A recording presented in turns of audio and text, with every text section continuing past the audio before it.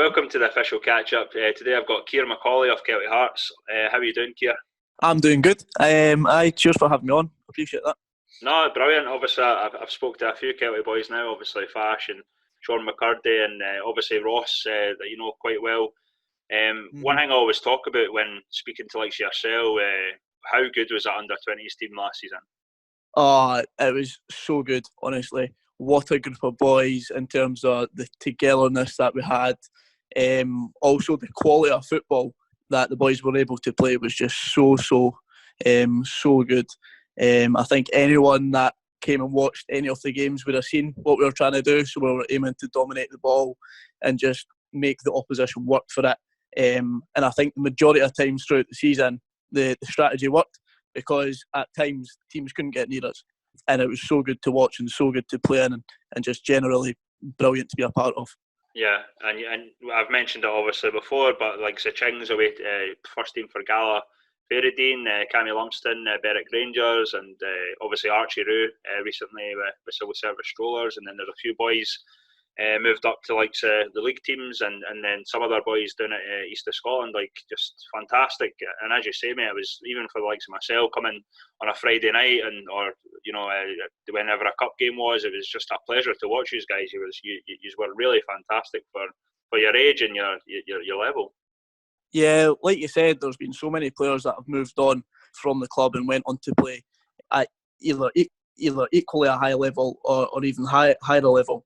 And I think that shows from all the hard work that they put in last year. It's really paid off for them, as you mentioned, like boys like Chingy and Cammy, both regulars in the low. Even the boys that are playing in the East of Scotland League, they're playing in first teams, playing in men's football, which again is different from what they were doing last season, because although the environment that we were playing in last season in the under-20s league, it was high in terms of quality.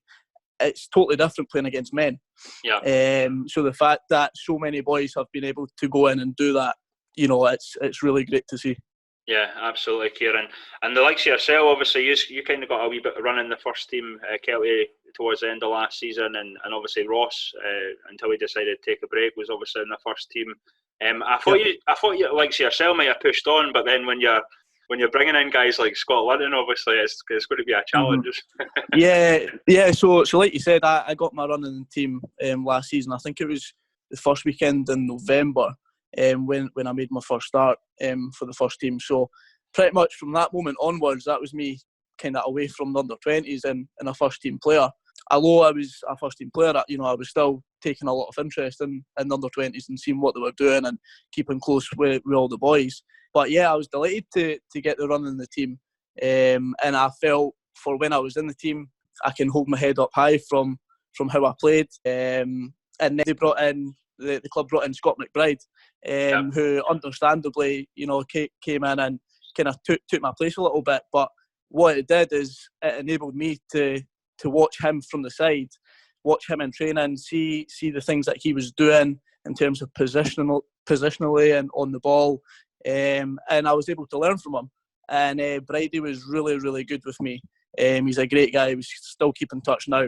So although he came in and kind of took my place a little bit, it allowed me to learn from him. And even, like you mentioned, Lynch has came in this year playing, you know, similar position to what I would play. And like Lynch, like you look at his stats from this season and you can't have any complaints about like not being in the team or anything like that. He's a great guy. He's someone that I can learn off. And yeah, like I said, the stats speak for itself. So yeah, Lynch has just been an absolute pleasure to watch this season, and he's done really well. Obviously, free kicks, penalties, It doesn't matter. Even getting forward down the, you know, bombing down the wing, man. He's brilliant for this level. And obviously, the majority of Kelty boys, Thomas Riley and Dylan Easton, Nathan Austin, it would be hard for any sort of young player to get a look into that team, I think. So yeah, I know, but like I keep on saying, even though you're not in the team, like as long as you're learning from it, it's probably not necessarily a bad thing, especially if you're able to get game time elsewhere, like I've been able to do this season out on loan. So yeah, no, it's been really good this season. Obviously, the standard of boys in the Kelty squad is unreal. By far the best quality of players I've played with, and the fact that you're still able to go in and try and compete with these players is really good as well. Yeah, absolutely, and you have to be up for the challenge and stuff, and it's good that you took your time, and obviously learning from Bridie and Linz, as you say, would be brilliant for any young player that obviously wants to be successful. But yeah, I've not really been keeping up with you, Keir, to be honest. It was easier back in the day when we first I say that back in the day, like last season, but but this thing's obviously the catch up and everything's really exploded, and trying to keep up with guys. Yeah. We try to, obviously, even guys out on loan or guys that's moved away from the loan league, but it's been mental. How did you get on it, like St Andrews, and then obviously more recently you moved to Glenrothes? Yeah, so starting off at St Andrews. So St Andrews was a really good experience for me. Myself and Owen Andrew, we both went there at the start of the season on a 6-month loan, so we're there until Christmas. And you know what? It's a really, really good club. So many great people behind the scenes. They've got a great setup on the go with the social club and the pitch. The pitch is probably up there with the best in East of Scotland leagues, I would say. I'd probably say by far the best grass pitch in Fife. Obviously, Kelty's different with the AstroTurf, but yeah, and certainly grass pitches, it's up there with the best that I've played on. So no, it was really good to go there because obviously I got a lot of game time, and again, you were playing against men on a continuous basis. So you were trying to prep yourself for when you went back to Kelty, whenever that may be, to try and show that you'd improved. And aspects of your game that you were perhaps struggling with before. So no, that was really good. And then about Christmas time, me and Owen, we both went in for a discussion with the management at Kelty, and just for a few different reasons, we decided that it would be best if we were to go to Glenrothes. So it was a fairly quick turnaround, if I'm being honest. Round about Christmas, it was kind of like 1 week with St Andrews and the next with Glenrothes. But no, since we've went to Glenrothes, all the boys have been really, really good to us. We've settled in very, very quickly. And we actually went on a decent wee run before the coronavirus kicked in. Mucked up our kind of plans of playing football. But yeah, so I think we lost the first game when we went to Glenrothes. But after that, I think we won 4 or 5 on the bounce. And we put ourselves in a really, really good position to finish second in the league, which obviously I think would have an influence of possibly getting promotion for next season to the East of Scotland Premier League. So it's just quite disappointing that it's been kind of halted at the minute, because we felt like we were on a good run of form and it was looking promising in terms of finishing in that second place. Yeah, how's Owen getting on? Obviously, he was a part of the under-20s team, and like yourself, got a few chances in the first team. One thing that I must say about Owen, I think his determination and sometimes frustration gets the better of him sometimes, because he's a born winner from what I've seen, but he has that side of him. Obviously, if things aren't going his way, he gets a wee bit frustrated. I think is he still the same? How's he doing? I mean, I think any footballer that wants to play at the highest level, I think they've got to have that grit and determination about them. Yeah. And I don't think anyone can settle for losing. I think if you do that, then it's kind of showing weakness within your game. Owen, he obviously you know what he's like from seeing him last year, but he scores goals for fun. And he's done that this season, and even at times when he's not actually been playing centre forward, because at St Andrews he was playing on the left wing quite a lot, but I think he still managed to hit double figures, which obviously was really good in terms of that only being for 6 months. So yeah, and I mean, you're right, he's a determined boy and sometimes he perhaps lets his emotions get the better of him, but he always manages to find the net, and you would much rather have someone that cares and wants to win and wants to stick in for their teammates to get the 3 points or to get the winning goal, rather than someone who just is a little bit passive. So yeah, he's been doing great at both St Andrews and Glenrothes, and it's been really good, to move from Kelty on loan to these clubs with him. Yeah, absolutely, Keir. I agree completely. What you said about him being a goal scorer and whatnot. I might reach out to him. Obviously, I don't know what his situation is like at the moment. I've not spoke to him in ages, but I've always like I said, the whole team, the under-20s last season, fantastic. Owen obviously similar. But yeah, you're right. You need winners in your team, and there is boys that have that determination that want to succeed, and I probably include like yourself in that too, mate. Mm-hmm. Yeah. Like I said, I think it's really important to have that within your game. I mean, there's probably no better person to kind of take that off other than the gaffer at Kelty. So Barry Ferguson, the way he played is the way that he coaches, and he wants to win. Even if it's just 4v4 at training, he's putting emphasis on having that bit about yourself to go and do well, to not concede goals, to go and score as many as possible, to be competitive all the time, because if you do it in training, then it will come off in games. So yeah, I definitely think it's an important trait to show, and I know for a fact that Owen does it, and I try my best to show it as well. Yeah, brilliant, mate. And in terms of what you're up to now, obviously, are you? It's a bit strange. Obviously, I've not really spoken to anyone that's been out on loan yet. In terms of players, are you getting instructions from Glenrothes? Are you getting instructions from Kelty? I know that Kelty have been getting. I know that the Kelty players have been getting stuff to do, but we've been kind of following it from Glenrothes' point of view. So I know that Owen and myself, we've both been doing a few runs a week, and also certainly I've been doing some kind of circuit work and just in about my house and the back garden and things. But yeah, it's so important to keep yourself ticking over in this period of time, because no one really knows what's going to happen, really. I mean, anything can change at such a quick period of time, so you've got to keep yourself ticking over. So through doing runs and then just doing kind of upper body circuits and core circuits in my own time, that's what I've been doing to try and keep myself ticking over.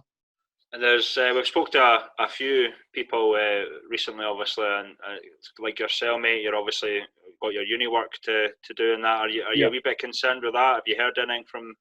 Again, similar to football, it's quite a confusing period of time at the moment. Like, no one really plans for this to happen, and then of course it all kind of kicks off, and it's kind of panic stations. So in terms of my uni, so I'm in third year at uni doing a sports coaching degree at Abertay, and so what we are kind of doing now is we are basically doing the same lectures and tutorials that we would have been doing, but we're just doing it via online. Okay. So nothing too much has actually changed in that respect. It just means that you've probably got to be a bit more independent than you would have been before, in terms of trying to work a little bit more for yourself. Me personally, I know that I've still got 3 assessments to go before I can finish the year off, but one of those is like a group presentation type thing that was meant to be done within the uni. So obviously there's the lecturers are trying to work out a plan to change that, because obviously you can't go into the uni at the moment.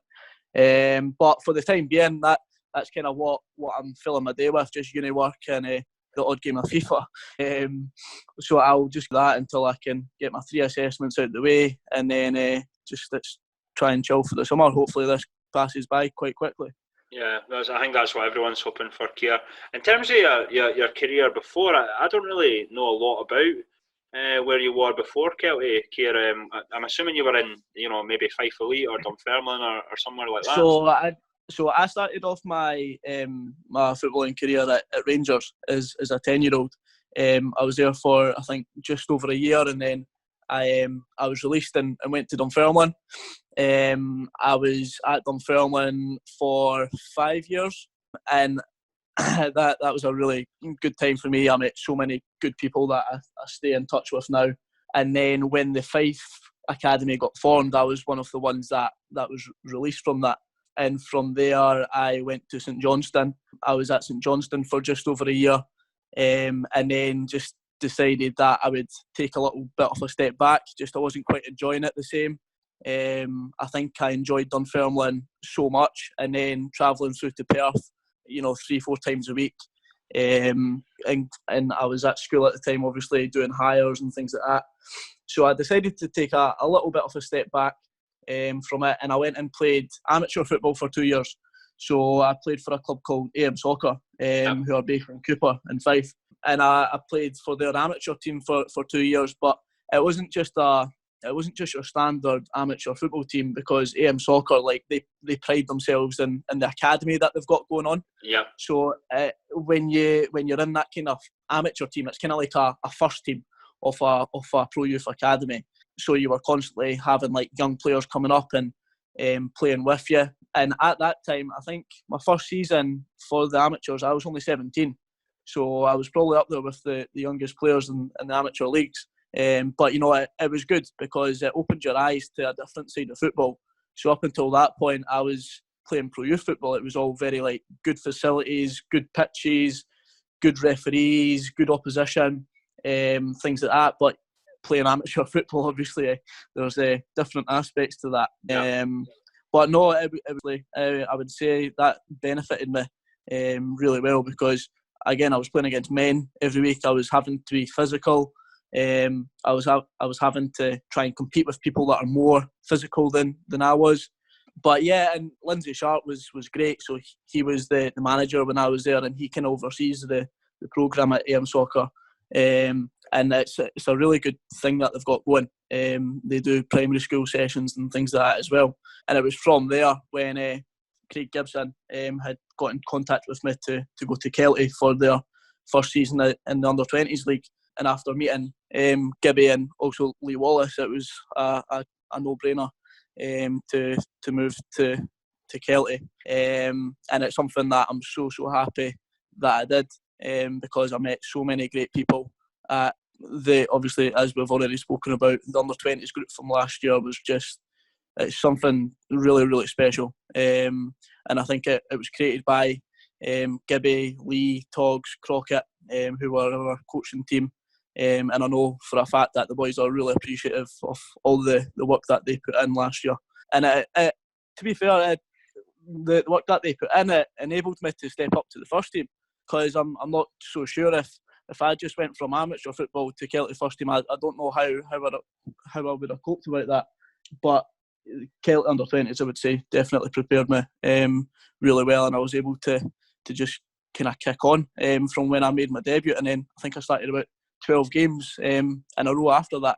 So yeah, my career kind of started at pro youth, and then a couple of years at AM Soccer amateurs, and then getting back involved at Kelty under-20s. So yeah, and like I said, mate, and I say this to a lot of guys we got on, and I wouldn't lie to anyone, but I think you've been brilliant. Obviously, something I actually forgot about, Keir, was that you were in the Catchup Supporters Team of the Year. I actually forgot about that, mate. Yeah. No, so that was great. I got a really good buzz out of that, because it was showing that other people were kind of noticing my name as well. So no, I was delighted with that, especially as such a young boy. And also I didn't actually play the full season, as we already said. I only kind of broke into the team around about November time. And then of course, like after a few months, Bridie had came in and played left back more often than I did. So no, I was really delighted with that. So cheers. Yeah, like I said, I actually forgot about that. But no, I was happy to, that your name was in the discussion stuff. Obviously, sometimes it's up to myself, but obviously I fired the names out, and you won it fair and square, mate. And as I said, I thought you done fantastically well with your time, not only under-20s, but obviously the time you had in the first team. What are your plans? I think, if I remember right, I think you're signed up to Kelty next season. Am I right in saying that? Yeah, so I just signed a new contract round about Christmas time there. So yeah, I'm at Kelty for next season. So I'm looking forward to trying, to make an impression again, and trying to force my way into that starting 11, just by being, competitive. Hopefully, if we do get playing again before the end of the season, hopefully I can show through my performances from playing with Glenrothes and helping them trying to get promotion, that I'm more than capable of going back into that Kelty team. But apart from that, in pre-season, I'll try and stick in by doing work away from the club. I know the aspects of my game that I need to improve on. So yeah, I'll go away and work hard on that, and see where that leaves me in pre-season. You got any thoughts on what should happen if I keep on asking people this, but obviously everyone seems to have a different opinion. Most players I have spoken to, obviously they want to sort of play the season out. And I guess it might be similar with yourself if Glenrothes are sort of chasing promotion. Yeah, exactly. So I think there's so many possible solutions and outcomes, but none of them are quite perfect. So it's really, really hard to say. One thing's for sure, I certainly wouldn't like to be the one that's making all the decisions. Put it that way, because no matter what you decide, someone's going to be unhappy about it. But my personal view, it's hard to say, and I've wrestled with a few different ideas. But I'm like the majority of players out there. I'd like to see the season finished off. I think if you asked, obviously you've spoken to a few players already, and they kind of agree with what I'm saying. But even if you went Monday, Wednesday, Saturday, or Monday, Thursday, Saturday, something like that, but I'm sure that most players would agree that they would prefer to finish off the season. That way, the champions can be made champions through their own accord, and promotion can be gained, and relegation, if you still get relegated, then you've kind of deserved it in a way. Yeah. I definitely don't think it would be fair to make it null and void. So I don't think that's a very reasonable outcome, because teams and staff and players and supporters, they've all spent far too much time and effort and money on this season to just be told no, it doesn't count for anything. Especially if you look at Kelty's situation in terms of, like, they're top of the league. They're top of the league for a reason, with only maybe 5-6 games to go. They've been so consistent. You look at the goals that they've scored. I don't think it'd be very fair at all to say, oh, you're just going to have to redo all of that. So yeah, I think my preference finish off the season, but how logical that's going to be, I don't think anyone really knows, because obviously you can't really put a time limit on this at the moment. I don't see the season finishing in terms of like this. I don't think this is going to be over anytime soon. Basically, I would go for null and void. I know that, like what you said, and I've obviously spoken to Fash, and he would think it would be, everything would be meaningless too. But I think null and void with the possibility of restructuring. So maybe the likes of Kelty or Brora and that go up to maybe promote the two up to the league, no relegation, stuff like that. I would like to see that, but then, like you said, Keir, like no one's, Bonnyrigg might not be happy, BSC might not be happy, and it's a tough choice for anyone to make, I think, mate. Yeah, I mean, if the SPFL are thinking about doing restructuring, I think now would be a good time to do it. Yeah. I think a lot of people would support that. But then it's where do you draw the cutoff about? Because I think I seen an article, I think it was maybe the Stenhousemuir chairman, that was saying just get rid of the kind of promotion for the next couple of years and just keep it like that. So I think if you're doing that, I think you need to be fair to the whole of the pyramid, and that goes right down to like the Conference A and B, because I know like Tynecastle have kind of ran away with Conference B in the league that I'm playing in at the moment with Glenrothes. So I think it'd be very unfair to them to say no, you can't go up, because it's only that's where the line's getting drawn about. So it's all if buts and maybes. But everyone can have their own view. But it's just the sooner we can get back to playing football, the better. Yeah, and I spoke to Callum Elliott as well, and he's of the opinion, obviously similar to yourself and a lot of the other boys, that he wants to win the title and promotion. He doesn't want to just be given it, and obviously it's tough. It is really tough, mate. But brilliant. No, it's been an excellent chat, mate, and I really appreciate you coming on. It's obviously good to talk to some of the lads, obviously like yourself, and obviously get a different perspective on on things, especially I always follow sort of development football. I'm more at Hill of Beef this season, sadly, Keir. I know. Oh dear, I'm not having that. They're about 5 minutes away from my house, pal. That's my excuse. But I'll let you off then. But I've been a big fan of the Kelty team, the young guys, and obviously it's great to see the likes of yourself getting first team elsewhere, and other boys that have moved on for league in east of Scotland, and youth teams higher up in the leagues. I really appreciate you coming on, mate. Brilliant chat, and hopefully, if it's going to be a while, mate, we'll speak again soon, and we'll see what happens. But yeah, stay safe, mate, and all the best. Yeah, same to you. Right, thank you very much for having me on.